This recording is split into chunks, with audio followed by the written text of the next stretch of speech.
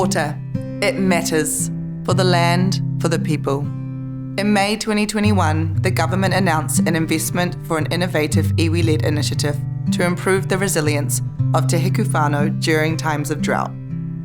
This is made possible by the installation of water storage and filtration systems through the Puna Wai Ora Te Hiku Drought Relief Program.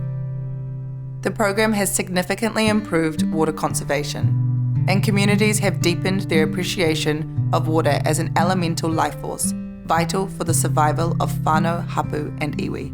Our old tank has been here for like 36 years. It was important to get a new one. Our drinking water now with our new water tank is much better. The colour is better, quality is better. I feel like we can have our water anytime without having to worry about it. Water is life.